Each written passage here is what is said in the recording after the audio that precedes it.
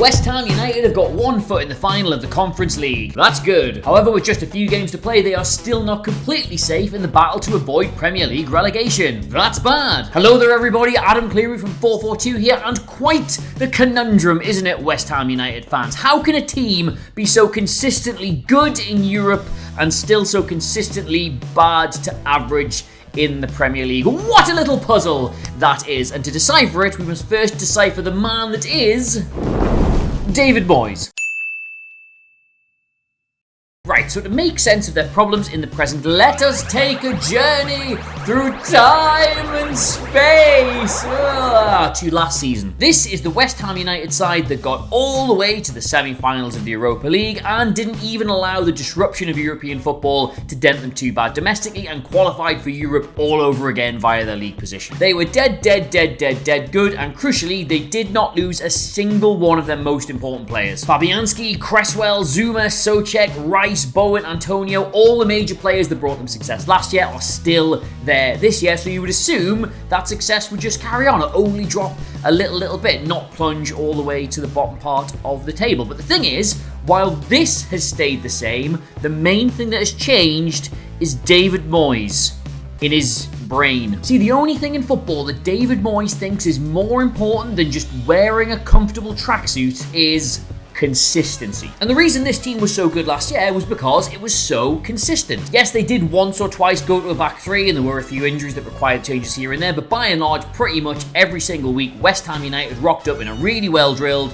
4-2-3-1, everybody knew their jobs, and it just worked. But then what happened was David Moyes sat down in the summer and he thought, you know what it is? I've got a really good team, I'm gonna make them a really great team. And West Ham United went out and they spent the money required to become a really great team. They beat off a whole host of clubs to sign Gianluca Scamacca from Sassuolo, as he was probably the most sought after young centre forward in Europe. Naya Fagerd arrived from Rennes, Maxwell Cornet looked a star in the relegated Burnley side. But the most important signing in Moyes' head was this man, Lucas Paqueta. Oh, and if you're sitting there going, Adam, it's actually Paquetá, then I don't know if it is. I've heard both, and Paqueta sounds better, so I'm going with that. This was the man that David Moyes believed was going to take them from a good team to a great team. He would just fit right into this number 10 position in their existing 4-2-3-1, and he would make every single player around him much better. He'd be able to drop in with the two sitting players to allow for a complete overload in the centre midfield, but also win the ball much higher up for them, allowing them to play slightly further forward. He'd link up really well with both wide players, dropping into the flanks, either putting them in behind or allowing them to play 1-2 so they can get into the box. And most importantly, he would float around the centre forward, whether that was Antonio or Scamacca, and create loads and loads of chances for them. And while in my opinion Paqueta has proved he's an incredibly talented player, what he's not been is that exact player. And if he has been, he's not been in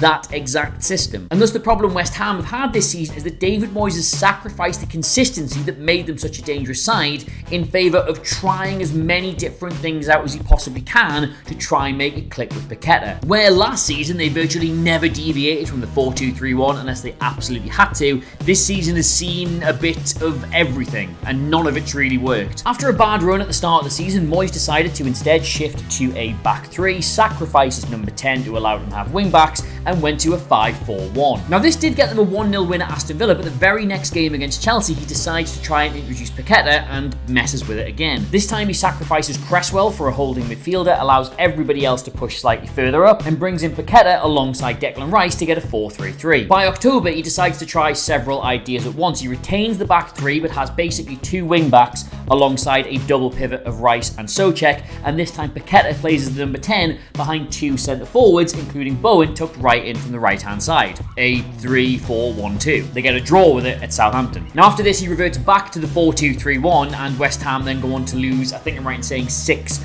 of the next 7 games before rocking up at Brentford and trying something else. This time he sticks with the 3 at the back and the 2 wing backs deployed alongside the holding midfielders. This time Paqueta replaces Souček alongside Rice, and instead of the 1-2 up front, he instead goes with a 2-1. Bowen and Benrahma playing off Scamacca to ideally provide all kinds of movement. They are beaten 2-0 at home and within a week are in the relegation zone. And from there it has continued. They've gone back and forward between all these different formations across the season. They even played a flat 4-4-2 at one point, trying to get Danny Ings with Antonio at the very top of the pitch, and just nothing quite works for more than a game or two. And this isn't me saying, by the way, that Lucas Paqueta is the problem, even if he is how you talk about the problem. It's like having a massive wart on your face. Obviously, everybody goes, oh my God, you've got a wart on your face. But your problem is not the wart on your face. Your problem is that you keep kissing frogs, which is, I think, how you get them. The problem is that David Moyes had a very good team that was very well drilled and who could, on their day, if they were at it, beat anybody they came across. But what he wanted to do was to add quality to this that would fit in seamlessly and would mean that even if they weren't at it, even if they dropped off their levels,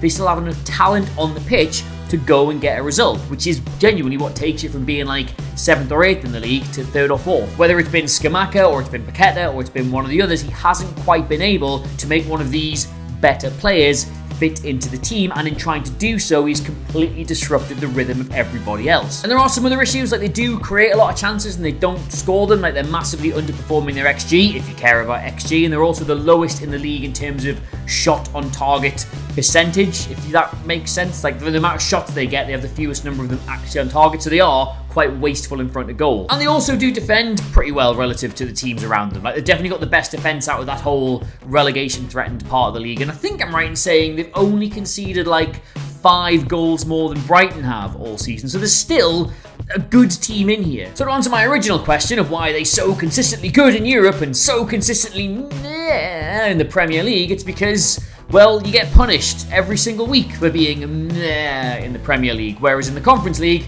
teams will make changes, teams will rotate, nobody else is really fully at it, so you can get away with not being at it as well. Like the quality of your players will then see you through, or certainly more than they will in the Premier League, which is of course ironic because that's what they were supposed to do in the Premier League this season. They were supposed to get by on the quality of their squad. Now, if you're a West Ham United fan, I'm sure you're going to tell me a bajillion other reasons why they're in the position they're in, and yeah, fine, awesome, get it in the comments below, and everybody else, get in there as well. It's a party, but only if you make it one. In the meantime though, thank you so much for watching. This is FourFourTwo. We do these kind of videos all the time, and we'd dearly love to have you for some more, so please hit the subscribe button. We do all the clubs, not just like 3 of them.